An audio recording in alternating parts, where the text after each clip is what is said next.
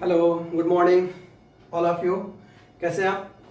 आज का जो क्लास होगा एनसीईआरटी जो बुक है उसमें सेकंड चैप्टर पढ़ना था फिजिक्स में, magnetic effect of electric current.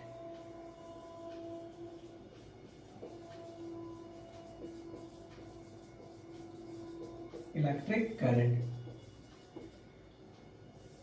ठीक है। तो एनसीईआरटी बुक में जो magnetic effect of electric current है इसी का आज हम लोग नॉमेरिकल सॉल्व करेंगे। एक एक करके सारे नॉमेरिकल्स को सॉल्व करेंगे। एक बार मेमोराइज होते हैं, थ्योरी एक बार। सबसे पहले हम लोग पढ़े थे मैग्नेटिक फील्ड लाइंस या मैग्नेटिक फील्ड। तो पढ़े थे मैग्नेटिक फील्ड मतलब कि ये आपका कोई मैग्नेट है, नॉर्थ पोल है, ये साउथ पोल है। हर ऑब्जेक्ट अपने आसपास एक फोर्स ऑफ अट्रैक्शन क्रिएट करता है, ठीक है। हर ऑब्जेक्ट एनीथिंग, तो मैग्नेट ही अपने आसपास एक फोर्स ऑफ अट्रैक्शन क्रिएट करता है। उसी फोर्स ऑफ अट्रैक्शन को मैग्नेटिक फील्ड कहते हैं। क्योंकि ये मैग्नेट के द्वारा किया गया है इसीलिए इसे मैग्नेटिक फील्ड बोलते हैं। अब मैग्नेटिक फील्ड लाइंस हुआ तो कहता है कि जो फोर्स ऑफ अट्रैक्शन क्रिएट करने में जो पाथवे होता है उसी पाथवे को मैग्नेटिक फील्ड लाइंस कहते हैं, ठीक है। मैग्नेटिक फील्ड लाइंस ये नॉर्थ पोल से ओरिजिनेटेड होता है और साउथ पोल पे आके खत्म होता है आउटसाइड द मैग्नेट, और इनसाइड द मैग्नेट क्या होता है, जस्ट इसके अपोजिट होता है, ठीक है। नॉर्थ पोल से शुरू हुआ, साउथ पोल पे आकर खत्म हुआ। कभी एक दूसरे को इंटरसेक्ट नहीं करता, मतलब आपस में क्रॉस नहीं करता। क्यों क्रॉस नहीं करता है? क्योंकि मैग्नेटिक फील्ड लाइंस एक टाइम में एक ही डायरेक्शन को शो करता है, ठीक है। नॉर्थ पोल मतलब पोल पे काफी क्लोजर होता है क्योंकि पोल पे फोर्स ऑफ अट्रैक्शन ग्रेटर होता है, क्लियर। ये हमेशा एक दूसरे के पैरेलल होता है, ठीक है।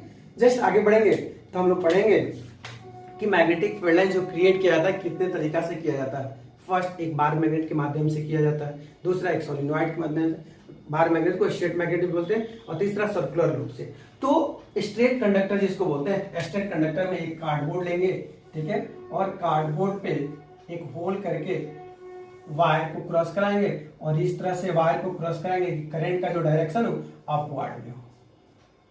क्या हो? करंट का डायरेक्शन अपवर्ड में को की कनेक्ट करा, करंट अपवर्ड में। आयरन का छोटा छोटा नेल्स रखोगे, ठीक है। जब करंट अपवर्ड की तरफ जाएगा तो Maxwell right hand thumb rule कहता है कि अपने राइट हैंड को इस तरह से होल्ड करो कि थंब करंट के डायरेक्शन को शो करता है और curly finger magnetic field lines के डायरेक्शन को शो करता है। जब करंट अपवर्ड की तरफ हो तो magnetic field line anti clockwise होता है विद कंसंट्रिक सर्कल, और जब डाउनवर्ड की तरफ हो तो मैग्नेटिक फील्ड लाइन किधर शो करेगा? Clockwise concentric circle. तो ये कंसंट्रिक सर्कल हो गया, और यही सर्कुलर वायर में अगर एक वहां पे ले लीजिएगा तो इस तरह से कनेक्ट करेगा, ठीक है। और करंट यहाँ क्या होगा? डाउनवर्ड की तरफ आएगा, तो करंट डाउनवर्ड की तरफ हुआ तो जब डाउनवर्ड की तरफ आएगा तो क्या होगा? क्लॉकवाइज कंसंट्रिक सर्कल हो जाएगा। तो दिक्कत इसी तरह सोलिनॉइड पढ़ना है। सोलिनॉइड एक लॉन्ग ट्यूब होता है जिसमें नंबर ऑफ टर्न क्या रहता है? कॉपर वायर का, ठीक है, और एक बैटरी से जुड़ा जाता है। इसमें जो मैग्नेटिक फील्ड लाइंस है उसी तरह से होता है जैसे आपके वहां पे बार मैग्नेट में होता है। सेम प्रोसेस वही चीज है, ठीक है। आगे पढ़ेंगे इलेक्ट्रोमैग्नेट। तो इलेक्ट्रोमैग्नेट क्या है? टेम्पोररी मैग्नेट है। जब तक आप इलेक्ट्रिसिटी दोगे तब तक मैग्नेटिक फील्ड क्रिएट करेगा। इलेक्ट्रिसिटी देना बंद, मैग्नेटिक फील्ड देना बंद। फिर आपको मोटर पढ़ना है। मोटर क्या है? एक इलेक्ट्रॉनिक डिवाइस है जो मैकेनिकल एनर्जी को मोटर जो इलेक्ट्रिकल एनर्जी को मैकेनिकल एनर्जी में कन्वर्ट करता है, ठीक है। और किस पे वर्क करता है? किस प्रिंसिपल पे वर्क करता है? तो ये आपके मैग्नेटिक फील्ड इफेक्ट पे वर्क करता है, जिसमें फ्लेमिंग लेफ्ट हैंड रूल लगता है। और फ्लेमिंग लेफ्ट हैंड रूल क्या कहता है? तो कहता है फ्लेमिंग की अपने लेफ्ट हैंड को इस तरह से होल्ड करो कि, ठीक है, थंब, फर्स्ट फिंगर और सेकंड फिंगर तीनों एक दूसरे के म्यूचुअल परपेंडिकुलर हो। म्यूचुअल का अर्थ है परस्पर लंबवत हो। परस्पर मतलब हर एक दूसरे के साथ 90 डिग्री का एंगल बन। अब दीवार का कॉर्नर जो देखिए हर एक दूसरे के साथ 90 डिग्री का एंगल बनाता है। जैसे एक बुक हुआ तो दिस और दिस यहाँ राइट एंगल बना रहा है, तो हर पॉइंट से वो राइट एंगल बनाएगा, ठीक है। That is mutual perpendicular. तो बोला कि जब आप करंट दोगे, मिडिल फिंगर करंट के डायरेक्शन को इंडिकेट करेगा तो फर्स्ट फिंगर मैग्नेटिक फील्ड को इंडिकेट करेगा। देन थंब जो आपको क्या करेगा? फोर्सिया मोशन को करेगा। मतलब मोटर चलाने के लिए आपको करंट देना होगा, मैग्नेटिक फील्ड क्रिएट होगा, फिर फोर्सिया मोशन होगा। जस्ट अपोजिट राइट हैंड है, सेम चीज वही है। इसमें मोटर फिर जनरेटर चलाने के लिए आपको क्या करना पड़ता है? तो करंट देना पड़ता है, ठीक है। तो करंट देंगे, मैग्नेटिक फील्ड क्रिएट होगा और इंड्यूस करंट मिलेगा। मतलब कि जो मशीन के माध्यम से, जो उस अल्टरनेटर या जनरेटर के माध्यम से जो करंट मिलता है उसको हम लोग क्या बोले, इंड्यूस करंट बोले। ये सारे थ्योरी को हम लोग लेक्चर में पढ़ लिए हैं, आप प्रीवियस वीडियो में देख सकते हैं। तो इस तरह से एनसीईआरटी पेज नंबर 214 पे जो आपका न्यूमेरिकल्स है उस तरह से देखेंगे, पेज नंबर 214 का फर्स्ट न्यूमेरिकल्स।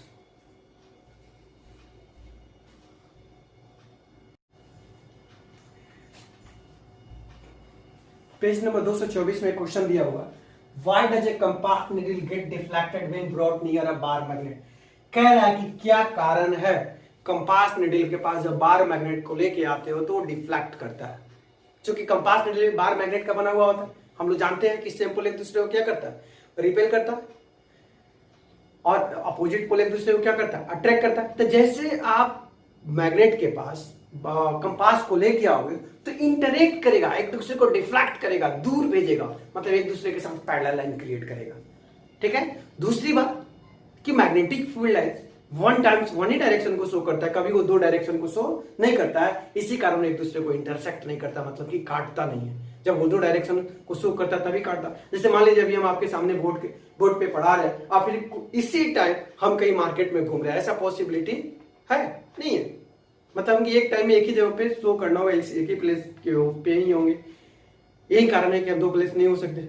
बस सेम कारण कि when compass needle brought near a bar magnet, जब कंपास नीडल को बार मैग्नेट के पास आप लेके आते हो, it's magnetic field lines interact, उसका मैग्नेटिक फील्ड इंटरैक्ट करता है width of A bar magnet, bar magnet के साथ, मतलब कि वो पैरेलल हो जाता है।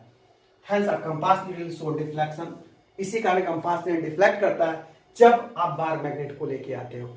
मतलब कि ये आपका कोई बार मैग्नेट है, आप यहाँ कंपास को लेके आओगे तो डिफ्लेक्शन शो करना शुरू करेगा।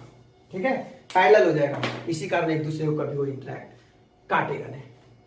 ठीक है। नेक्स्ट क्वेश्चन,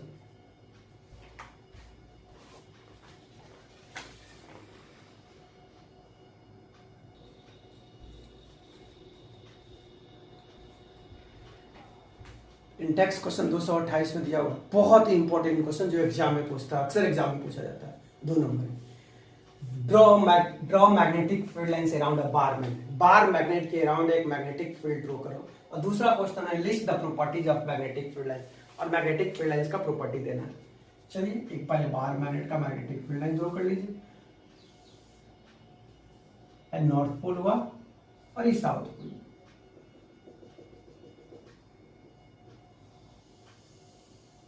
ठीक है।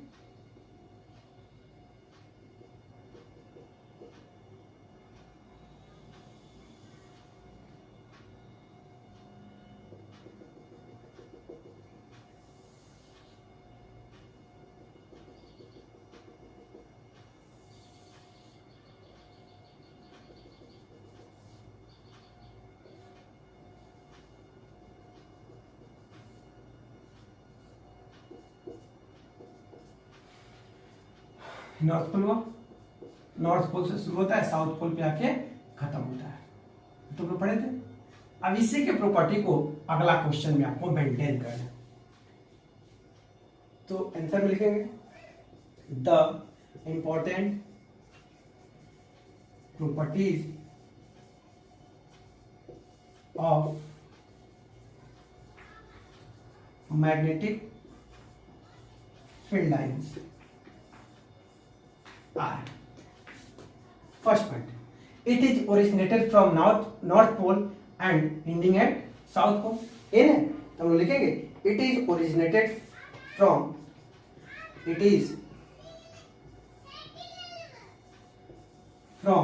north pole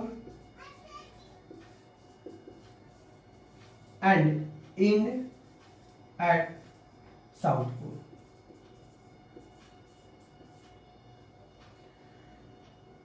at outside the magnet, मतलब ये बाहर की तरफ होता है। देखा, दूसरा जस्ट अपोजिट होता है कि नॉर्थ साउथ पोल से शुरू होगा और नॉर्थ पोल पे खत्म होगा। लिखेंगे it is originated from south pole and and at north pole inside the magnet.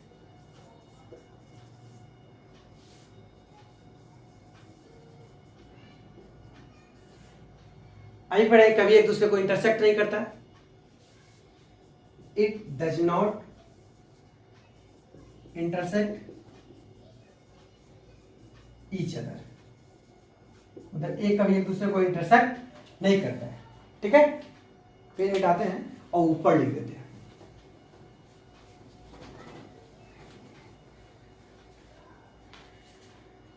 चौथा में मैग्नेटिक फील्ड हमेशा एक दूसरे के क्या होता है, पैरेलल होता है। It is parallel to each other, मतलब एक दूसरे का हमेशा क्या होता है, पैरेलल होता है। Next, it's come closer to both pole, मतलब पोल पे क्या होता है, ये काफी क्लोज होता है और जैसे जैसे दूर जाते हैं फिर ये क्या होता है, हटते जाता है, काफी दूर होते जाता है, क्योंकि मैग्नेटिक फील्ड लाइंस पोल पे क्या होता है, काफी स्ट्रॉन्ग होता है। नॉर्थ पोल साउथ पोल, तो मैग्नेटिक फील्ड लाइन जो होगा पोल पे काफी क्या होगा, स्ट्रॉन्ग होगा। इसी तरह एक दूसरे पे क्या होता है, क्लोजर होता है। तो दिक्कत लिखिए, फिर नेक्स्ट देखते हैं।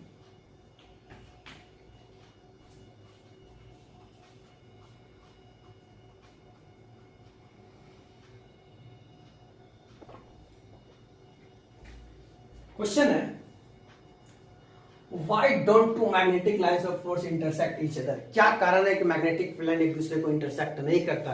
अभी कुछ देर पहले हम लोग पढ़े थे, क्योंकि मैग्नेटिक फील्ड लाइन जो होता है कंपास होता है, एक टाइम में दो डायरेक्शन को शो नहीं करता है, इसी कारण मैग्नेटिक फील्ड लाइन एक दूसरे को इंटरसेक्ट नहीं करता है। मतलब कि मैग्नेटिक जो कंपास होता है, compass show one time only one direction, it can't possible it show two direction in each case, मतलब कि एक टाइम में केवल एक ही डायरेक्शन को शो करता है। तो लिखें the two magnetic lines of force does not intersect each other, दो मैग्नेटिक लाइंस का फोर्स होता है कभी एक दूसरे को इंटरसेक्ट नहीं करता है। इफ दे इंटरसेक्ट, अगर वो इंटरसेक्ट करेगा, there would have been two directions of magnetic field, तब वो दो डायरेक्शन को शो करेगा at the point of intersection, point of intersection को, विच इज इम्पॉसिबल, जो इम्पॉसिबल है, मतलब कि ये पॉसिबल नहीं है। इसका अर्थ है कि मैग्नेटिक फील्ड लाइन जो होता है एक ही डायरेक्शन, मैग्नेटिक फील्ड लाइन या फिर कंपास जो होता है एक टाइम में एक ही डायरेक्शन को शो करता है। कोई दिक्कत? ठीक है, फिर अगला क्वेश्चन देखते हैं।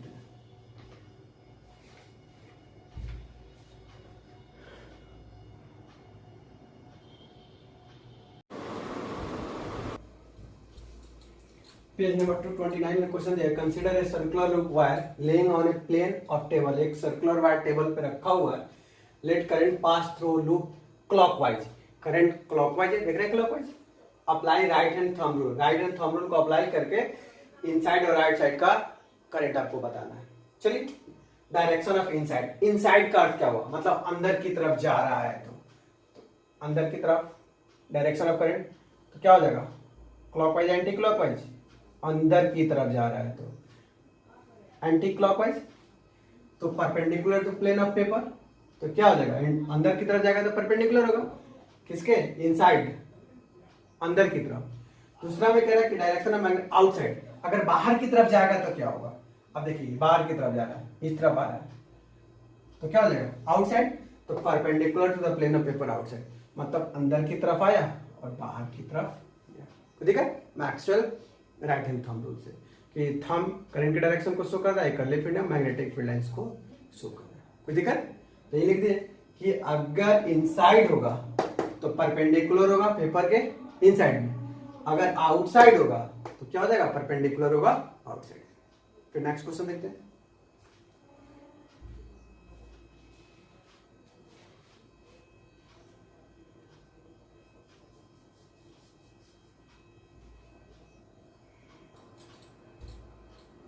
नंबर क्वेश्चन कह रहा है the magnetic field line field in a given region is uniform, किस रीजन से यूनिफॉर्म होता है magnetic line, draw a diagram, एक डायग्राम रिप्रेजेंट करना है। तो इक्वी डिस्टेंट के कारण वो क्या होता है, पैरेलल होता है, तो लिखिए the uniform magnetic field is represent by equi distant, equi distant होगा तो वो पैरेलल लाइन होगा, और एक पैरेलल लाइन को ड्रॉ कर दिए।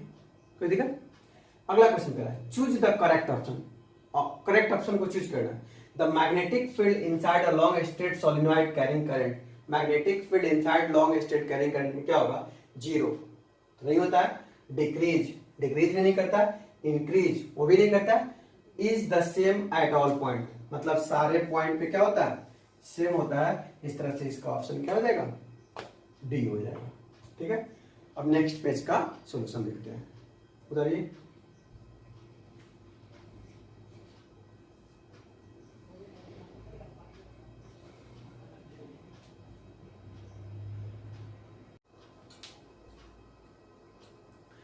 231 पेज में क्वेश्चन दिया है, विच of the following property of proton can change while it move freely in a magnetic field.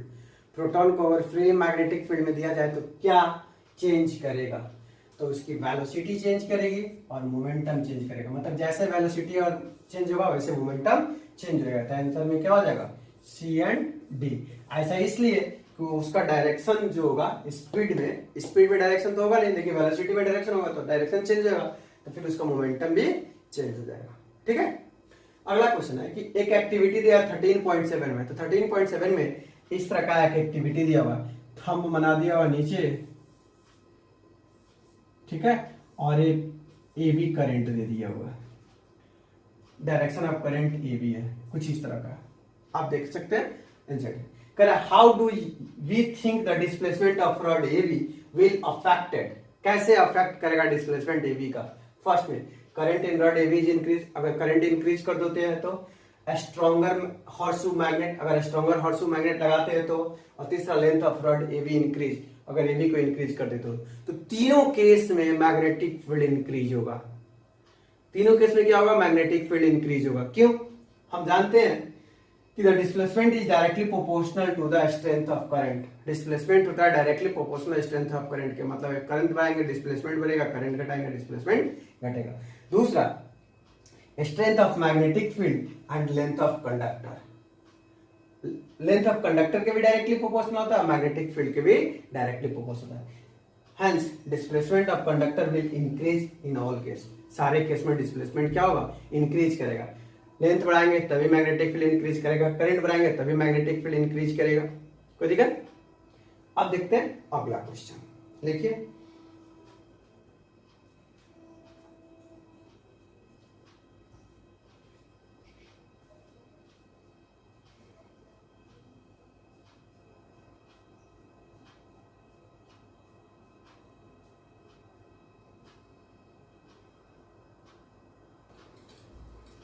Third number question कह रहा है कि एक positively charge particle projected toward west, west में डिफ्लेक्ट कर रहा है, तो एक डायरेक्शन क्रिएट कीजिएगा।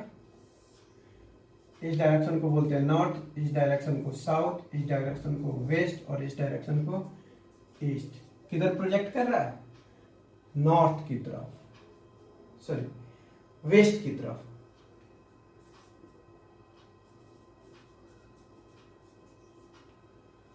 ठीक है, west is deflected towards north, तो बाय अ मैग्नेटिक फील्ड, तो ये नॉर्थ की तरफ डिफ्लेक्ट करता है, तो फोर्स किधर आएगा, ऊपर की तरफ आएगा। तो कह रहा है the direction of magnetic field, तो डायरेक्शन ऑफ मैग्नेटिक फील्ड किधर जाएगा, अपवर्ड की तरफ। तो इस तरह से ऑप्शन क्या हो जाएगा, सी। मतलब सीधे Fleming sorry Maxwell right hand thumb rule कि ऊपर की तरफ जाएगा। ए आप अल्फा वेस्ट की तरफ कर रहे हैं तो किधर जा रहा है, अपवर्ड की तरफ जा रहा है, तो मैग्नेटिक फील्ड किधर जाएगा, अपवर्ड की तरफ। कोई दिक्कत। ठीक है, अब अगला क्वेश्चन देखते हैं।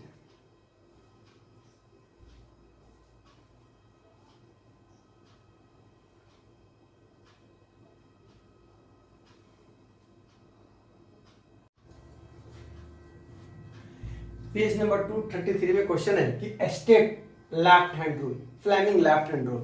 फ्लेमिंग लेफ्ट हैंड रूल क्या होता है, stretch your left hand in such a way, thumb, first finger और middle finger they are mutually perpendicular to each other. Mutually का अर्थ हुआ कि एक दूसरे के परपेंडिकुलर होगा, 90 डिग्री का एंगल होगा। कह रहा है कि when middle finger indicate direction of current, first finger indicate direction of magnetic field, then thumb indicate direction of current, sorry force या मोशन। इसी चीज को हम लोग को लिख देना है। ठीक है, तो Fleming left hand rule, Fleming left hand rule according to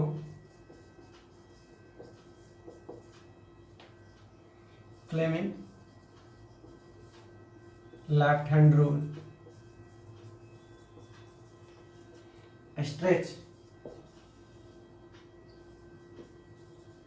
our left hand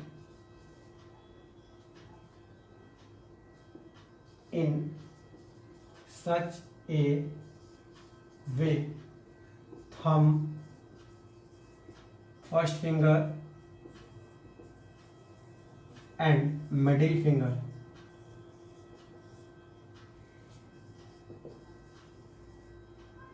they are mutually का अथवा परस्पर परपेंडिकुलर टू ईच अदर। कोई दिक्कत? मतलब एक दूसरे के साथ 90 डिग्री का एंगल होगा। When middle finger indicate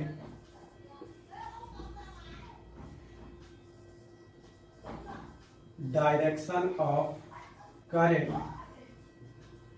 first finger indicate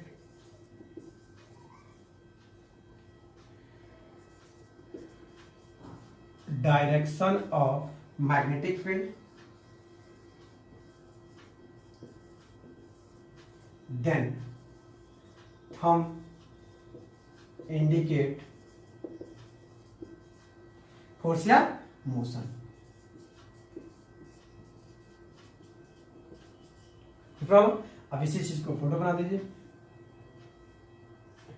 ठीक है, ये आपका क्या हुआ?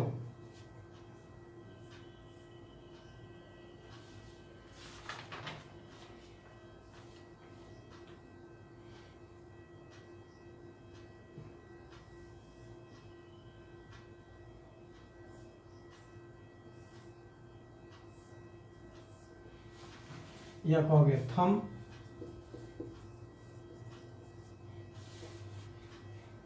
This is called middle finger और ये फर्स्ट फिंगर। कोई दिक्कत? अब कह रहे हैं what is the principle of electric motor. Electric motor किस प्रिंसिपल पे वर्क करता है? The magnetic effect of electric current. तो लिखेंगे आंसर में the principle of electric motor are magnetic effect of electric current. दिक्कत है ना? फ्लेमिंग लेफ्ट हैंड फिर से देखिए, फ्लेमिंग ने बोला था कि अपने लेफ्ट हैंड को इस तरह से होल्ड करो कि thumb, first finger and middle finger they are mutually perpendicular to each other. Mutually का अर्थ हुआ कि 90 डिग्री का एंगल बनाएगा। कह रहा था कि जब middle finger indicate direction of current, first finger indicate direction of magnetic field, then thumb indicate direction of force या मोशन। ये जब फोटो बनाया गया कुछ इस तरह का होगा। ठीक है, लिखिए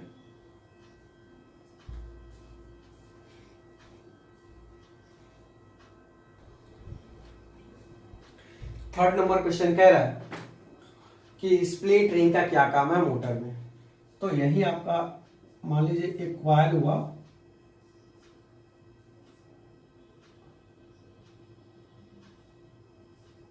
ठीक है, हाफ रिंग को हम लोग स्प्लिट रिंग बोलते हैं। ये आपका कार्बन ब्रशेज हुआ और बैटरी से जब जोड़ेंगे तो battery switch, this is called split ring.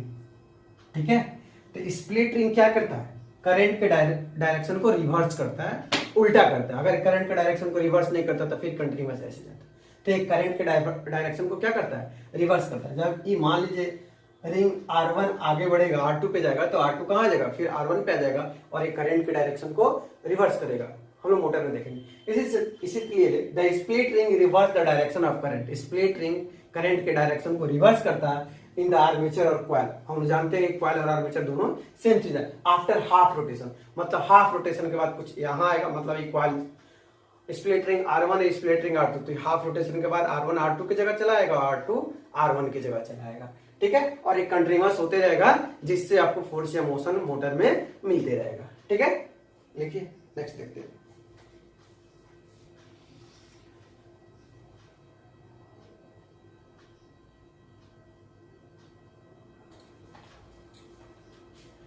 Page number 236 में क्वेश्चन है explain different way to induce current in coil. Explain करेंगे डिफरेंट वे से इंड्यूस करंट फाइंड आउट करेंगे। तो फर्स्ट, कॉइल को रैपिडली टू हॉर्स पोल के साथ move कराएंगे, मतलब कि coil is move rapidly between two poles. Coil को दो पोल्स के बीच में ऑटोमेटिक रैपिडली तेजी से मूव कराएंगे तो इंड्यूस करंट प्रोड्यूस होगा। या फिर हॉर्सशू मैग्नेट में, ठीक है, हॉर्सशू मैग्नेट में इंड्यूस करंट प्रोवाइड किया जा सकता है। दो तरीका है, एक या तो फिर वो एक पोल ले लीजिए, एक मैग्नेट ले लीजिए, इसके आर पार रैपिडली तेजी से, मतलब दिस इज कॉल्ड एक इलेक्ट्रिक या सिंपल कंडक्टर हो गया जस्ट लाइक वायर, और जिसके आसपास एक नॉर्थ पोल और साउथ पोल वाला मैग्नेट तेजी से अप डाउन मूव कराइएगा तो फिर वो क्या करेगा, इंड्यूस करंट देगा। और दूसरा, वो अब इस सिस्टम को हटाकर यहाँ हॉर्सशू मैग्नेट लगाकर तेजी से मूव करा के हम फाइंड आउट कर सकते हैं इंड्यूस करंट को। पेज नंबर 237 में दिया हुआ state the principle of electric motor. Electric motor का इलेक्ट्रिक जनरेटर का आपको प्रिंसिपल लिखना है, ठीक है। तो इलेक्ट्रिक जो जनरेटर वो वर्क करता है इलेक्ट्रोमैग्नेटिक इंडक्शन पे, तो लिखेंगे it works on electromagnetic induction, ठीक है, electromagnetic induction. Next, name some source of direct current. कुछ सोर्स का नाम लिखो जो डायरेक्ट करंट आपको देता हो। तो डीसी जनरेटर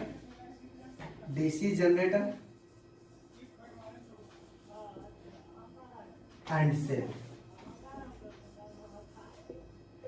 कोई प्रॉब्लम? देखिए फिर नेक्स्ट देखते हैं।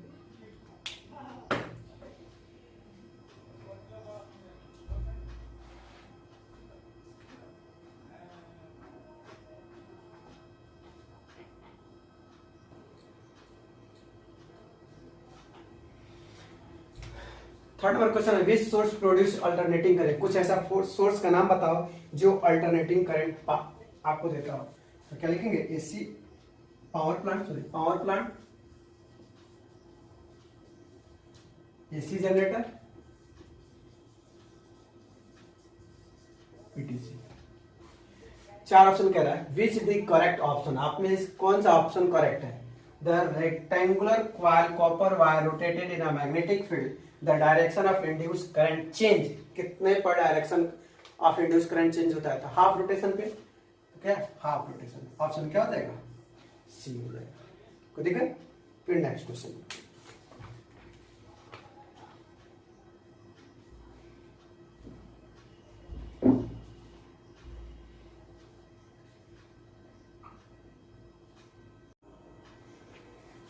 टू 38 में क्वेश्चन दिया हुआ है 238 पेज में। Name two safety measure commonly use in electric circuit and appliance. दो को ऐसा आपको सेफ्टी बताना है जो इलेक्ट्रिक सर्किट और अप्लायंस में यूज होता हो, ठीक है। तो पहला फ्यूज, दूसरा अर्थिंग। जब हाई वोल्टेज होगा तो फ्यूज क्या होगा, ऑटोमेटिक खत्म हो जाएगा, टूट जाएगा, और अर्थिंग से आपको शॉक लगने से बचेगा। तो दो डिवाइस, एक फ्यूज और एक अर्थिंग, दोनों आपको कॉमनली डिवाइस है जो आपको खतरा से बचा सकता है या फिर आपके इलेक्ट्रिक अप्लायंस को या फिर सर्किट को बचा सकता है। तो देखा, अगला देखते हैं। An electric oven is 2 kilowatt, मतलब कि किलोवाट किसका यूनिट होता है, पावर का। तो given P is equal to 2 kW, मतलब कि 2000 वाट। 1 किलोवाट में 1000 वाट होता है। Rating operate in a domestic electric current. Domestic electric current में वोल्टेज जो आता है आपका 220 हो, 220 लिखे या ना लिखे आपको समझना होगा कि डोमेस्टिक सर्किट में 220 वोल्टेज सप्लाई होता है। That has a current rating of 5 ampere, I is equal to 5 ampere. What is result your except, क्या रिजल्ट इसका हो सकता है, मतलब कि पावर अगर 2 किलो वाट हो, 220 वोल्ट सप्लाई हो, तो करंट क्या आ सकता है हमको निकालना है। तो we know that P is equal to V into I. तो पावर है आपका 2000 वोल्ट है, 220, आई पता नहीं, तो जब आप सॉल्व करोगे तो 2000 बटा 220 एम्पियर इज इक्वल टू आई, ये नहीं आएगा। चलिए कट जा रहा, तो 2000 बटा 220 एम्पियर जब आप सॉल्व करोगे, कटा कर सॉल्व करोगे, तो आपको आएगा 9.09 एम्पियर इज इक्वल टू आई। ठीक है, बट आपको जो होना कितना चाहिए था, करंट जो है वो कितना होना चाहिए था, 5 होना चाहिए था, कह रहे थे करंट दैट 5 एम्पियर, लेकिन आ कह रहा है 9.9 ampere. I is equal to क्या होगा 9.9, यानी कि 5 एम्पियर जो दिया हुआ है वो गलत दिया हुआ। लिखिए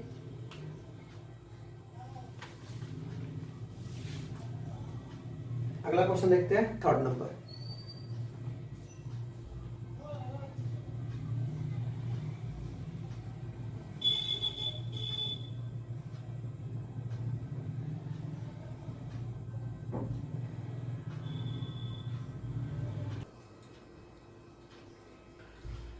थर्ड नंबर क्वेश्चन कह रहा है what precautions should be taken to avoid the overloading of domestic electric circuit. Domestic electric circuit में ओवरलोडिंग से बचने के लिए क्या क्या करना चाहिए। तो फर्स्ट, बहुत सारे अप्लायंस को एक साथ एक सॉकेट से कनेक्ट नहीं करना चाहिए। ठीक है, हम क्या करते हैं, मोटर, हीटर, गीजर, रेफ्रिजरेटर सारे को एक ही सॉकेट से कनेक्ट कर देते हैं, जिसमें क्या हो जाएगा, अगर उस सॉकेट का एबिलिटी 5 एम्पियर है तो ऐसे ही 10-12 एम्पियर करंट बाहर निकल गया, तो उस कंडीशन में ओवरलोडिंग होके जल सकता है, ब्रेक डाउन हो सकता है। दूसरा, using too many appliance at the same time should be avoid. बहुत सारे अप्लायंस को एक साथ यूज करने से बचाएंगे, मतलब बहुत सारे अप्लायंस को एक साथ नहीं जलाएंगे, कुछ कुछ होल्ड करके करें। थर्ड में, फालतू appliance should not be connected in, मतलब जो खराब अप्लायंस हो उसको सर्किट में कनेक्ट नहीं करेंगे। कोई दिक्कत। अब हम लोग एक्सरसाइज का क्वेश्चन देखेंगे।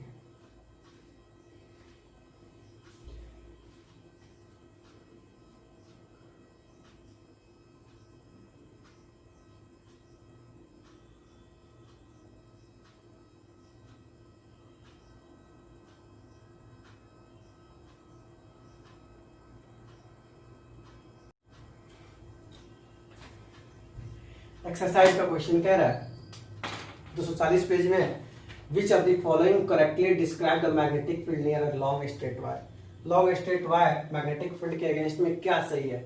The field consist of straight line perpendicular to the wire, जो फील्ड होगा परपेंडिकुलर वायर के होगा। दूसरा, field consist straight line parallel to the wire, field जो होगा पैरेलल होगा स्ट्रेट लाइन के। दूसरा, द फील्ड कंसिस्ट रेडियल, मतलब रेडियस के साथ ओरिजिनेट होगा। और चौथा का, the field consist concentric circle concentrated of wire, कह रहा है कि कंसेंट्रिक सर्कल होगा कंसंट्रेटेड वायर का। तो हम लोग जानते हैं कि जो मैग्नेटिक फील्ड क्रिएट होगा वो क्या होगा, कंसंट्रिक सर्कल क्रिएट होगा। तो इस तरह से ऑप्शन क्या हो जाएगा, डी सही है। क्योंकि कंसंट्रिक सर्कल का अर्थ क्या होगा कि सेंटर है वो होगा, और मैग्नेटिक फील्ड बहुत सारा होगा, रेडियस डिफरेंट होगा। नेक्स्ट में कह रहा the phenomena of electromagnetic induction. Electromagnetic induction में कौन सा घटना सही है या क्या होता है। तो प्रोसेस ऑफ चार्जिंग बॉडी, क्या बॉडी को चार्ज किया जाता है, नहीं ना। इलेक्ट्रोमैग्नेटिक इंडक्शन में क्या होता है कि रिलेटिव मैग्नेटिक फील्ड क्रिएट किया जाता है। दूसरा, process of generating magnetic field due to current passing through, current passing through के लिए मैग्नेटिक फील्ड किया जाता है। Produce induce current in the coil relative, induce current क्या करते हैं, फाइंड आउट करते हैं। तो इस तरह से ऑप्शन क्या हो जाएगा, सी। क्या हो जाएगा, ऑप्शन सी हो जाएगा कि आप इंड्यूस करंट फाइंड आउट करते हैं इलेक्ट्रोमैग्नेटिक इंडक्शन में। करंट फाइंड आउट करने के लिए इलेक्ट्रोमैग्नेटिक इंडक्शन आप कराते हैं। ठीक है, फिर देखते हैं नेक्स्ट।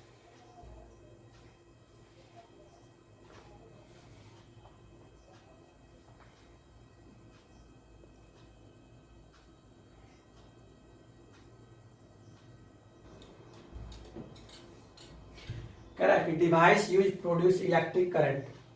कौन सा डिवाइस इलेक्ट्रिक करंट प्रोड्यूस करता है? तो जनरेटर। कह रहा था essential difference between AC and DC generator. एक एसी और डीसी जनरेटर में एक आपको डिफरेंस बताना है। पहला AC generator electromagnet, while DC generator AC generator के पास इलेक्ट्रोमैग्नेट होता है, जबकि डीसी जनरेटर के पास परमानेंट मैग्नेट होता है। ऐसा कुछ नहीं है। फिर कह रहा है DC generator will generate higher voltage, ऐसा भी कुछ नहीं है। AC generator will generate higher voltage, ये भी नहीं है। कर AC generator is slip ring while DC generator has commutator, यही सही है। तो ऑप्शन क्या हो जाएगा? एसी जनरेटर के पास स्लीप रिंग होता है, जबकि डीसी जनरेटर के बाद आपको क्या होता है? कम्यूटेटर होता है। कोई दिक्कत? फिर अगला क्वेश्चन देखते हैं।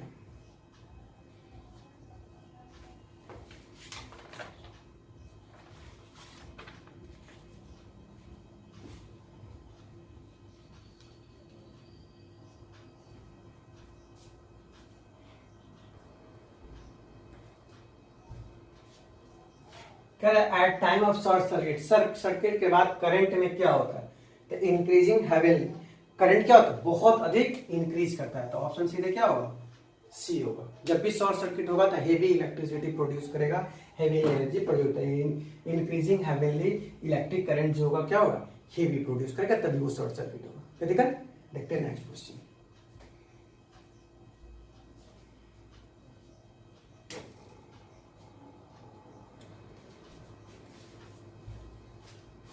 छह नंबर क्वेश्चन कह रहा है कि स्टेट ट्रू और फॉल्स, ट्रू और फॉल्स को बता रहा है। An electric motor convert mechanical energy into electrical energy.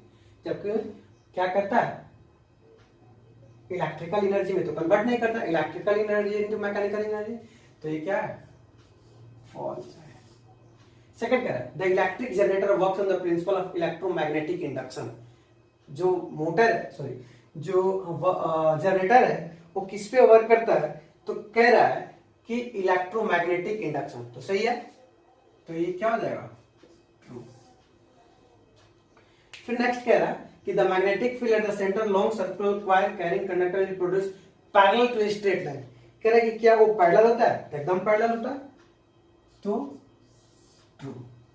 फिर कह रहा है ये वायर विद ग्रीन इंसुलेशन, जो ग्रीन इंसुलेशन का वायर है, कह रहा है कि वो इलेक्ट्रिक सप्लाई देता है। तो इलेक्ट्रिक सप्लाई नहीं देता है, वो तो अर्थ सप्लाई देता है। तो क्या हो जाएगा? फॉल्स। कोई प्रॉब्लम?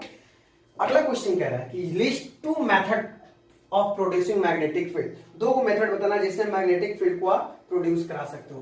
पहला बार magnet,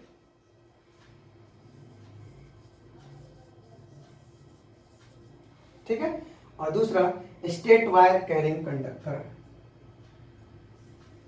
straight wire carrying current,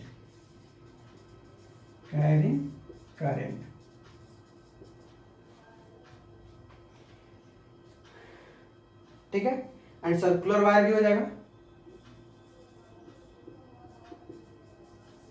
circular.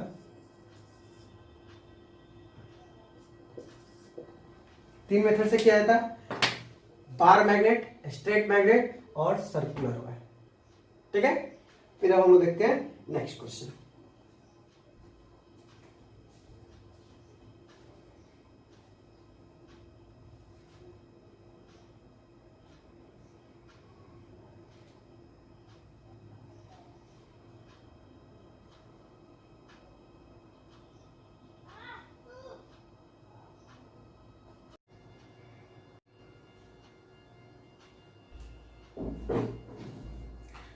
आठ नंबर क्वेश्चन कह रहा है कि how does a solenoid behave like a magnet. कैसे सोलेनॉइड मैग्नेट की तरह बिहेव करता है।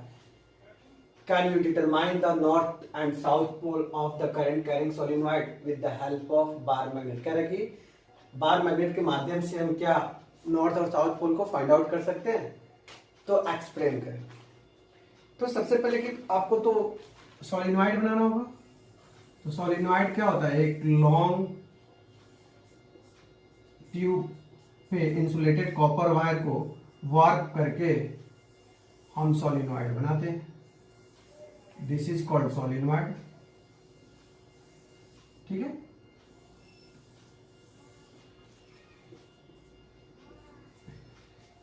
This is called solenoid. ये नॉर्थ पोल हुआ, चूंकि मैग्नेटिक पोल नॉर्थ से शुरू होता है और साउथ पोल तक आके खत्म होता है। ये पॉजिटिव पोलरिटी होगा, नेगेटिव होगा, करंट अपवर्ड की तरफ जा रहा है। तो सबसे पहले सोलिनॉइड का होता है, solenoid is long coil circular loop insulated copper wire. कह रहा है एक सर्कुलर लूप में कॉपर वायर का एक क्या कहते हैं नंबर ऑफ टर्न्स वर्क किया जाता है, लपेटा जाता है।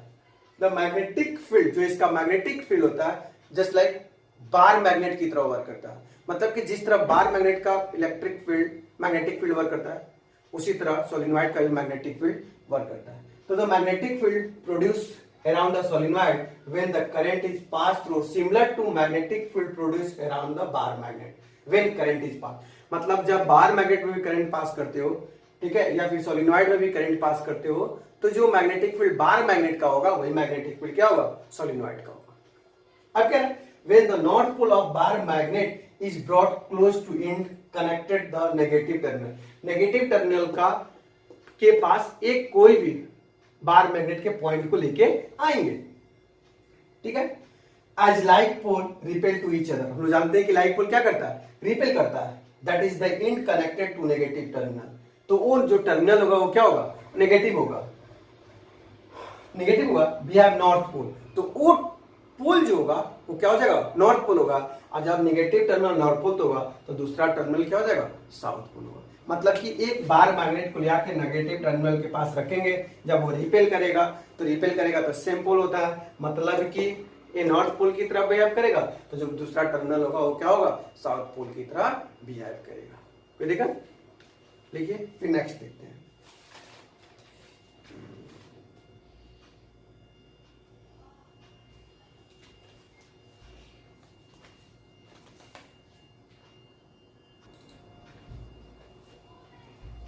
नाइन नंबर क्वेश्चन क्या है, when is force expressed by a current carrying conductor place in magnetic field largest.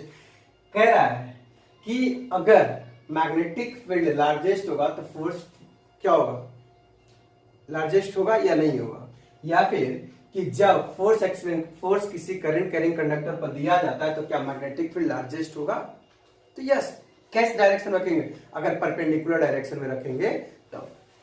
तो when direction of current is perpendicular, current का डायरेक्शन क्या होगा, परपेंडिकुलर होगा, तभी मैग्नेटिक फील्ड लार्जेस्ट होगा। अगर करंट का डायरेक्शन परपेंडिकुलर नहीं हुआ था करंट का, तो मैग्नेटिक फील्ड का डायरेक्शन लार्जेस्ट नहीं होगा। तो लार्जेस्ट मैग्नेटिक फील्ड के लिए करंट का डायरेक्शन क्या होना चाहिए, परपेंडिकुलर होना चाहिए। दिस याद है ना। फिर next question,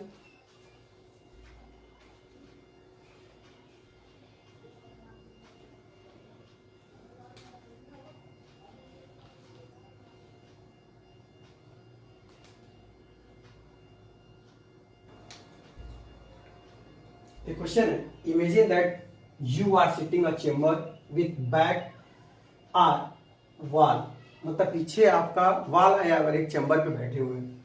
and electron beam moving horizontally, electron beam मतलब इलेक्ट्रॉन हॉरिजॉन्टली पास कर रहा है from back wall towards front wall, मतलब आगे से पीछे की तरफ। Is deflected by strong magnetic field you right side, कह रहा है तो डिफ्लेक्शन हो रहा है मैग्नेटिक फील्ड का तुम्हारे राइट साइड में heavy. What is the direction of magnetic field, तो डायरेक्शन ऑफ मैग्नेटिक फील्ड क्या होगा। आप फ्लेमिंग फ्लेमिंग आप लेफ्ट हैंड रूल को याद कीजिए कि फ्लेमिंग लेफ्ट हैंड रूल में क्या कर रहा था और राइट हैंड रूल में क्या कर रहा था। तो लेफ्ट हैंड रूल में था कि करंट दोगे तो मैग्नेटिक फील्ड क्रिएट होगा, फोर्स या मोशन देगा, ठीक है। वही चीज, the direction of magnetic field can be determined by using the Fleming left hand rule. Left hand rule से हम मैग्नेटिक फील्ड का डायरेक्शन फाइंड आउट कर सकते हैं। The direction of magnetic field will perpendicular to the direction of current, magnetic field जो होगा perpendicular होगा किसके, डायरेक्शन ऑफ करंट के। तो मैग्नेटिक फील्ड है और ये डायरेक्शन ऑफ करंट है, दोनों एक दूसरे के परपेंडिकुलर है। इवन फोर्स भी परपेंडिकुलर होता है,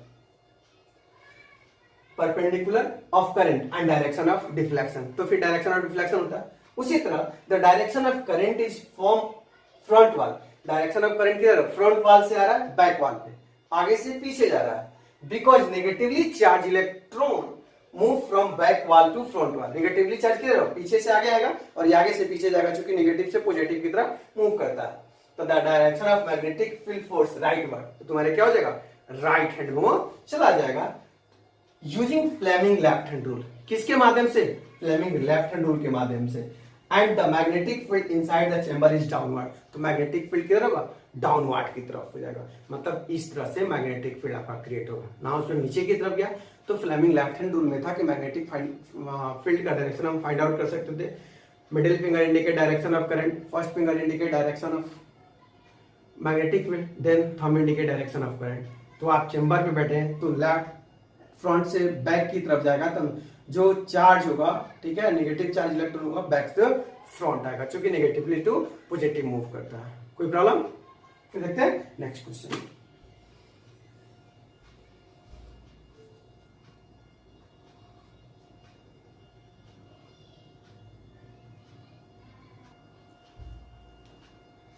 क्वेश्चन कर रहा है draw level diagram electric motor. एक इलेक्ट्रिक मोटर का डायग्राम ड्रॉ करना है, प्रिंसिपल लिखना, वर्किंग लिखना, फिर स्प्लिट रिंग का फंक्शन क्या है। तो सबसे पहले तो आप एक फोटो बना लीजिए, ठीक है।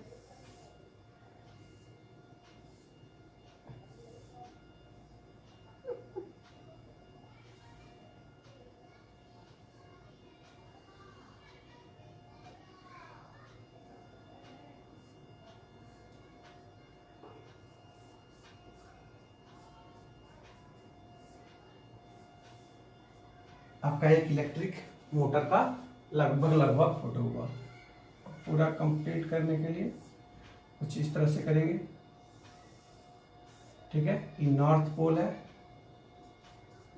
और ये साउथ पोल है, ठीक है। उसके बाद ए बी सी डी एक रेक्टेंगुलर क्वाइल है, रेक्टेंगुलर क्वाइल, ठीक है। उसके बाद P1 और B2 कार्बन ब्रश है, कार्बन ब्रश, R1 और R2 स्लिप रिंग है, सॉरी स्प्लिट रिंग है।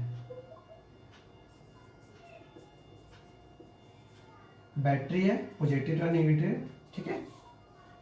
अगर करंट का डायरेक्शन ऊपर की तरफ जा रहा है ए टू बी, एक करंट के डायरेक्शन को शो करता है, ये मैग्नेटिक फील्ड के डायरेक्शन को शो करता है। Direction of magnetic field, magnetic field north pole to south pole. यो भाई north pole to south pole, और फोर्स ऊपर की तरफ जा रहा है, सॉरी करंट ऊपर की तरफ जा रहा है, तो ये ए बी किधर जाएगा, नीचे की तरफ जाएगा। जब ए बी नीचे की तरफ जाएगा, अब करंट का डायरेक्शन घूम रहा है, फिर अब सी टू डी तो नीचे की तरफ है, तो करंट का डायरेक्शन, फोर्स का डायरेक्शन किधर आएगा, ऊपर की तरफ जाएगा, ठीक है। ये आपका फोर्स हुआ, ये फोर्स हुआ, और बीसी और सीडी का फोर्स इक्विलिब्रियम हो जाएगा, जो एक दूसरे का रिजल्टेंट जीरो हो जाएगा, कैंसिल हो जाएगा, ठीक है। और इसको हम लोग बोलते हैं शाफ्ट, ठीक है। क्या बोलते हैं, शाफ्ट। इसी के इर्द गिर्द वो रोटेट करेगा, ठीक है। तो कह रहा है कि एक डायग्राम को बनाए, एक डायग्राम बना दिया, फिर कह रहा है कि प्रिंसिपल लिखे और वर्किंग लिखे।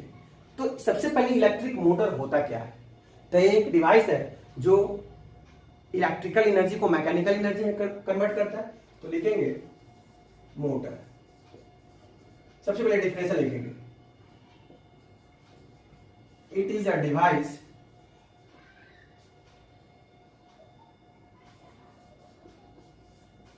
which convert electrical energy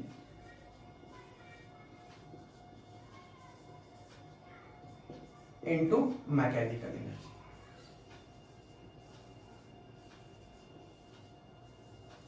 मतलब कि ये इलेक्ट्रिकल एनर्जी को क्या करता है, मैकेनिकल एनर्जी में कन्वर्ट करता है। फिर अब कह रहा है कि वर्क प्रिंसिपल लिखो, तो ये किस प्रिंसिपल पे वर्क करता है, तो मैग्नेटिक इफेक्ट पे वर्क करता है।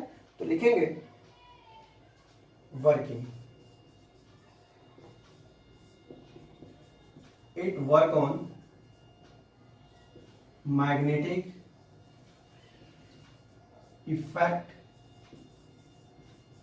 Of current. मैग्नेटिक इफेक्ट पे आपको वर्क करता है, यहां तक कोई दिक्कत? अब इसके आगे देखते हैं। अब कह रहा है वर्किंग लिखो, ठीक है। अब देखिए एबीसीडी एक रेक्टेंगुलर कॉइल है, एन और एस नॉर्थ पोल और साउथ पोल दो हेवी मैग्नेट है, B1 और B2 कार्बन ब्रशेस है, R1 और R2 स्प्लिट रिंग है, बैटरी है, स्विच है, ठीक है। अब इसमें लिखे रेक्टेंगुलर क्वाल। रेक्टेंगुलर क्वाल क्यों होता है वो तो हम सर्कुलर देखते हैं। ये रेक्टेंगुलर कैसे हुआ? एक क्वाइल को जब एक ब्लेड को आप निकाल कर देखेंगे तो रेक्टेंगल की तरह होगा, इसीलिए हम लोग रेक्टेंगुलर कहते हैं। बहुत सारे क्वाइल मिलाकर हम एक सर्कुलर लूप इन्वेंट करते हैं, बनाते हैं, ठीक है। अगर वो सर्कुलर नहीं रहता तो फिर इजिली यूनिफॉर्म मोशन में चारों तरफ रोटेट नहीं करता। अब वर्किंग लिखना है, ठीक है। तो फिर हम लोग देखते हैं, इसको मिटा के वर्किंग लिखते हैं।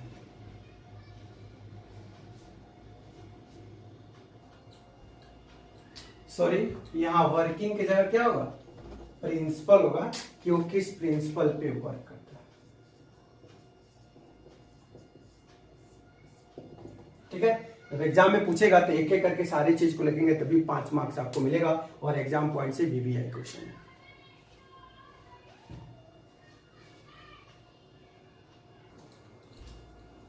अब वर्किंग में देखेंगे कि जब हम करंट ए से बी में फ्लो कराएंगे तो करंट का डायरेक्शन ए टू बी होगा, वाइल CD में C टू D होगा, और मैग्नेटिक फील्ड का direction north pole to south pole होगा।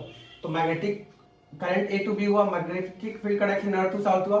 तो देखिए कुछ इस तरह से हुआ, तो फोर्स की तरह डाउनवर्ड की तरफ। तो जब AB डाउनवर्ड की तरफ जाएगा तो CD अपवर्ड की तरफ जाएगा आफ्टर हाफ रोटेशन। अब CD AB की जगह आ जाएगा, AB CD की जगह आ जाएगा। अब ये कार्बन ब्रश जो आपका स्प्लिट रिंग है, ठीक है, वो करंट के डायरेक्शन को क्या करता है? रिवर्स करता है, चेंज करता है। अगर ये करंट का डायरेक्शन रिवर्स नहीं करता तो फिर मान लीजिए ये आपका कॉइल हुआ, ऐसे जाके फिर ऐसे आता, ठीक है।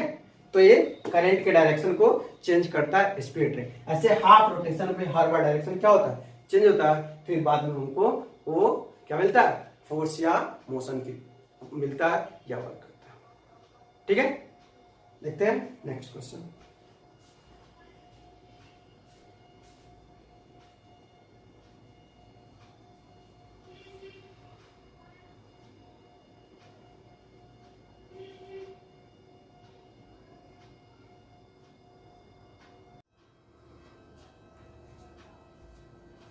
ट्वेल्व नंबर क्वेश्चन कह रहा है name some device in which electric motors use. कुछ ऐसा डिवाइस का नाम बताना है जिसमें इलेक्ट्रिक मोटर यूज किया जाता है। तो फैन से मोटर यूज किया जाता है, water pump, mixture, washing machine, सारे में क्या होगा? मोटर, मतलब जो भी रोटेटिंग पार्ट है उसमें मोटर यूज किया जाता है। क्योंकि मोटर का काम है फोर्स प्रोड्यूस करना, मोशन प्रोड्यूस करना।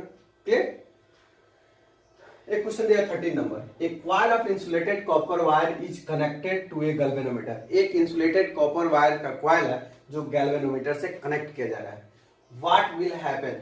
क्या होगा यदि ये बार मैग्नेट फर्स्ट क्वेश्चन है, pushed into the coil. Bar magnet push किया जाए, किसको? कॉइल को। बार मैग्नेट कॉइल को पुश करेगा तो क्या होगा? तो इंड्यूस करंट क्रिएट करेगा।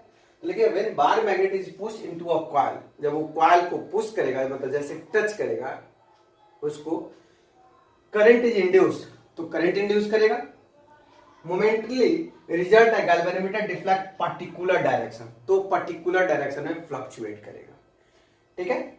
मतलब कि कुछ इस तरह का फोटो होगा, ये आपका एक वायर हो गया, गैल्वेनोमीटर से कनेक्ट किया, एक आपका north pole south pole galvanometer, ठीक है। दूसरा, तो जैसे इसको लाएंगे तो एक प्रॉपर वे में डिफ्लेक्ट करेगा। अब कह रहा है second question, with draw from inside the coil, अंदर से अब बाहर की तरफ लिया जा रहा है तो क्या होगा? तो भी इंड्यूस करंट देगा, बट उसका डिफ्लेक्शन का डायरेक्शन अपोजिट होगा। इस ये जब बाहर की तरफ जाएगा तो ये भी बाहर की तरफ जाएगा। तो ये लिखेगा when the bar magnet is withdraw from inside the magnet, मतलब इनसाइड से बाहर विथड्रॉ किया जाए, current is induced momentarily but in the opposite direction and galvanometer deflect opposite direction. मतलब जब अपोजिट डायरेक्शन में होगा तो गैल्वेनोमीटर का डिफ्लेक्शन में क्या हो जाएगा? अपोजिट, मतलब इधर जाएगा तो इधर जाएगा, बार में इधर जाएगा नॉर्थ तो ईस्ट साउथ। क्लियर? अब इसका थर्ड नंबर क्वेश्चन देखते हैं। इसमें 3 क्वेश्चन था, तीसरा नंबर क्वेश्चन देखते हैं।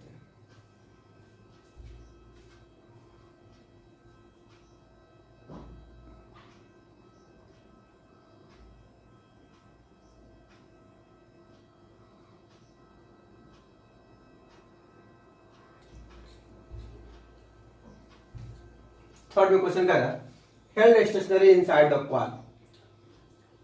मतलब कि आप एक हेनरी एक्सपेरिमेंट पढ़े थे, फैराडे एंड हेनरी एक्सपेरिमेंट। उन्होंने बताया था कि एक नंबर ऑफ टर्न्स का ले लो, ठीक है, गैल्वेनोमीटर से कनेक्ट कर दो जी। ये जो बार मैग्नेट होगा, जितना तेजी से अंदर की तरफ जाएगा डिफ्लेक्शन उतना ही तेजी से होगा, जितना रैपिडली अप एंड डाउन होगा डिफ्लेक्शन उतना ही होगा। तो थर्ड क्वेश्चन कह रहा है कि अब इसको रोक दिया जा रहा है, तो जब रोक दिया जाएगा तो क्या चेंज होगा? क्या गैल्वेनोमीटर अपना सुई पॉइंट चेंज करेगा? नहीं चेंज करेगा, क्योंकि डिफ्लेक्शन नहीं होगा। वही लिखे हैं, when bar magnet held stationary inside the coil, station में तो रोक दिया जाता है, no current will be induce, कोई करंट इंड्यूस नहीं होगा। आपको हम पढ़ाए थे इलेक्ट्रोमैग्नेटिक इंडक्शन में कि हमको मैग्नेटिक फील्ड क्रिएट इसलिए किया जाता है कि हमको हेवी मैग्नेटिक एनर्जी क्रिएट हो। तो जब इलेक्ट्रिसिटी प्रोड्यूस करते हैं तो हमको मैग्नेटिक फील्ड का चेंज होना जरूरी था, ऐसा ही था ना? मैग्नेटिक फील्ड का चेंज होना जरूरी था। तो मैग्नेटिक फील्ड जितना तेजी से चेंज होगा, करंट उतना ही तेजी से इंड्यूस करेगा। आप एक बॉल जलाते हो तो धीरे धीरे जलता है, कुछ देर तो ग्लो होता है, फिर ऑफ करते हो तो धीरे धीरे ऑफ होता है। ये glowing part, this is no change, that is stationary part. इस कंडीशन में ये चेंज नहीं होगा, इसी को स्टेशनरी पार्ट कहते हैं। फर्स्ट क्वेश्चन में था कि इनसाइड जाएगा तो क्या होगा, आउटसाइड जाएगा तो क्या होगा। थर्ड क्वेश्चन में था कि स्टेशनरी होगा तो क्या होगा, तो स्टेशनरी होगा तो कोई मूवमेंट नहीं होगा। क्लियर? अगला क्वेश्चन देखते हैं। Two circular coil A and B are placed close to each other. दो सर्कुलर कॉइल एक दूसरे को एक साथ रखा गया। If current A coil is change, A का कॉइल चेंज किया जा रहा है, will same current be induce in coil B, तो सेम करंट बी में भी हो जा रहा है, चेंज हो जा रहा है। कारण बताएं, तो काफी क्लोज है। तो देखिए, when the current in coil A change, the magnetic field associated with also change. तो जैसे ए को चेंज करेंगे तो मैग्नेटिक फील्ड भी चेंज हो जाएगा। As a result the magnetic field around coil B undergoes change. तो यहां बी का जो प्रोसेस होगा वो चेंज में आ जाएगा। वो भी मतलब ये चेंज करेगा तो थोड़ी देर के बाद बी भी चेंज करेगा। As a result, the magnetic field around coil B undergoes change. The current in the magnetic field of coil B induce current in it. तो B में क्या हो जाएगा? इंड्यूस करने के कारण धीरे धीरे वो भी अपना चेंजिंग कर लेगा। कोई देखा? ये दोनों जो क्वेश्चन था फ्राडे एंड हेनरी एक्सपेरिमेंट था। फ्राडे बोला था कि एक वायर ले लो, इंसुलेटेड वायर ले लो, ठीक है, उसको नंबर ऑफ वायर कर दो, एक बार मैग्नेट लो, जितना तेजी से बार मैग्नेट फ्लक्चुएट करेगा अंदर बाहर जाएगा तो मैग्नेटिक फील्ड उतना ही तेजी से चेंज होगा, और जितना तेजी से मैग्नेटिक फील्ड चेंज होगा इंड्यूस करंट या करंट उतना ही तेजी से मिलेगा। क्लियर? नेक्स्ट,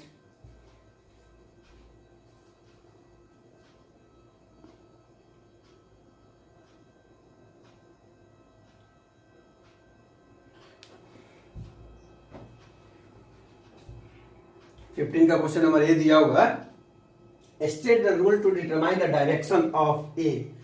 फर्स्ट क्वेश्चन दिया, magnetic field produce an state conductor carrying current. State conductor carrying current होता है, उसके अराउंड जो मैग्नेटिक फील्ड फाइंड आउट करते हैं, किस रूल से फाइंड आउट करते हैं? Maxwell right hand thumb rule.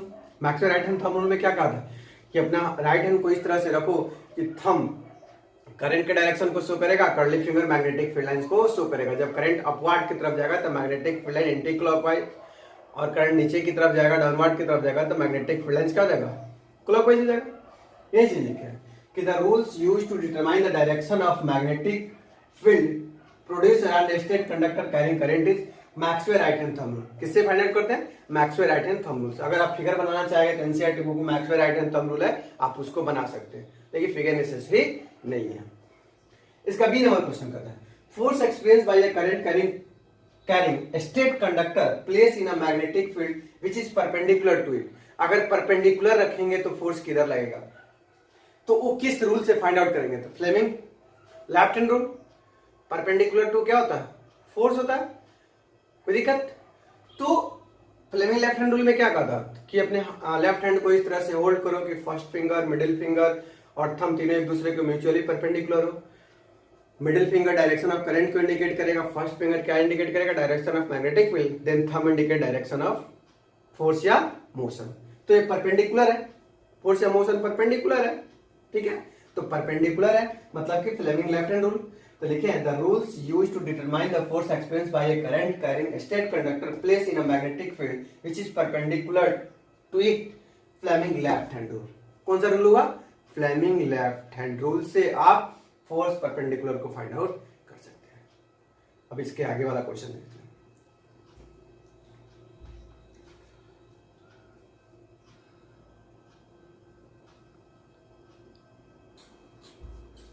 15 का सी नंबर क्वेश्चन है, कह रहा है current induce in a coil due to its rotation in a magnetic field. अब इंड्यूस करंट आ गया था, सिंपल। कौन सा रूल फाइंड आउट करेंगे अब, magnet Fleming right hand rule. Fleming right hand rule में क्या कहता कि बस राइट हैंड को इस तरह से होल्ड रखो कि मिडिल फिंगर, फर्स्ट फिंगर और थंब तीनों एक दूसरे के म्यूचुअल परपेंडिकुलर हो। जब थंब फोर्स या मोशन को इंडिकेट करे, फर्स्ट फिंगर मैग्नेटिक फील्ड को इंडिकेट करे, then middle finger induce current को इंडिकेट करेगा।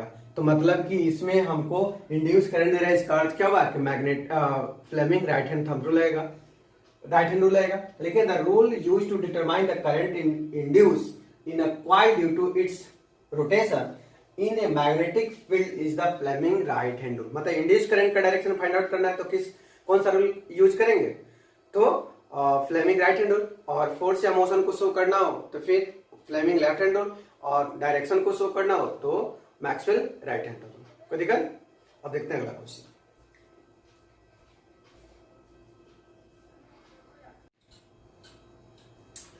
सिक्सटीन नंबर क्वेश्चन कह रहा है कि explain the underlying principle and working of electric generator by drawing a level diagram, what is the function of brush. एक carbon, एक आप जनरेटर का फोटो हो गया, एबीसीडी एक रेक्टेंगुलर कॉइल है, ये नॉर्थ पोल हुआ है, साउथ पोल हुआ, R1 R2 स्लिप रिंग हुआ, B1 और B2 कार्बन ब्रश हुआ, G गैल्वेनोमीटर हुआ। और सबसे पहले लिखेंगे कि मोटर हो, ये सॉरी जनरेटर होता क्या है, तो एक इलेक्ट्रिक डिवाइस है जो मैकेनिकल एनर्जी को इलेक्ट्रिकल एनर्जी में कन्वर्ट करता है, राइट। हमने लिखा it is a device which convert mechanical energy into electrical energy, right. अगर ये किस प्रिंसिपल पे वर्क करता है, तो ये कौन सा भी प्रिंसिपल पे वर्क करता है, इंड्यूस करंट पे वर्क करता है। हमने लिखा it is work on magnetic field effect of induce current, ठीक। अब इसके चीज को समझते हैं। एबीसीडी एक कॉइल, हमने इस पे जो फोर्स और मोशन लगा रखा है अपवार्ड की तरफ लगा रखा है, ऊपर की तरफ। लियो भाई, अगर आप मैग्नेटिक फील्ड का डायरेक्शन ये हो गया, अगर आप करंट ऊपर की तरफ फोर्स लगा रहे हो, इसको ऊपर की तरफ भेज रहे हो फोर्स।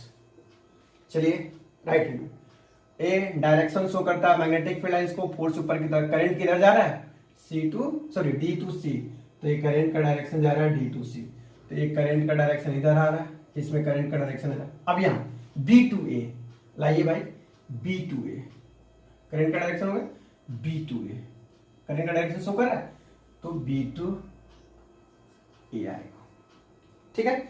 आफ्टर हाफ रोटेशन के वजह अपना पोजीशन चेंज करते रहेगा।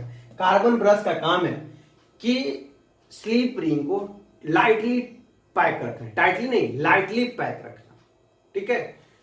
एक और क्वेश्चन है कि कार्बन ब्रश की जगह दूसरा ग्रेफाइट वगैरह क्यों नहीं लगाते, क्योंकि ग्रेफाइट बहुत जल्दी टूट जाता है, इसीलिए ग्रेफाइट का यूज नहीं करते।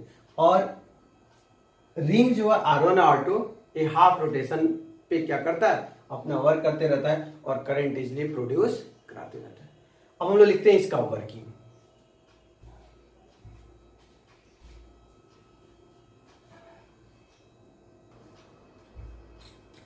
Working the coil rotates in the anti clockwise direction, coil anti clockwise direction rotate होगा ऐसे। The side A B of the coil move downward, तो साइड ए बी जो होगा नीचे की तरफ जाएगा, moves down cutting magnetic fields, ठीक है। तो magnetic while CD move upward, जब ए बी नीचे की तरफ जाएगा मतलब इस साइड नीचे की तरफ जाएगा तो इस साइड क्या होगा, ऊपर की तरफ जाएगा। Applying Fleming right hand rule, right hand rule apply करेंगे ए बी और सी डी पे। The induce current in two sides of coil are in the same direction, तो इंड्यूस करंट जो होगा सेम डायरेक्शन में होगा, ठीक है। फिर कहता है इन फर्स्ट हाफ रिवॉल्यूशन, पहला हाफ रिवॉल्यूशन में अब पोजीशन चेंज होगा तो CD AB के पोजीशन पे आ जाएगा, AB CD के पोजीशन पे चला जाएगा। The current in the external circuit flow from brush B1 and B2, B1 B2 के चला जाएगा, B2 B1 पे चला आएगा। After half revolution side AB start moving up while CD down, तो AB अप हो जाएगा, CD डाउन हो जाएगा। In one revolution the current reverse is two type, its direction two times, एक रिवॉल्यूशन में 2 टाइम से डायरेक्शन को चेंज करता है, मतलब ये AB CD की जगह CD AB की जगह पे। इस तरह से आपको इंड्यूस करंट फाइंड आउट किया जाता है जनरेटर से। कह रहा है कि कार्बन ब्रश का क्या काम है, तो कार्बन ब्रश जो होता है स्लिप रिंग को सेपरेटली रखता है, लाइटली पैक रखता है। क्लियर? नेक्स्ट क्वेश्चन देखते हैं, लिखिए।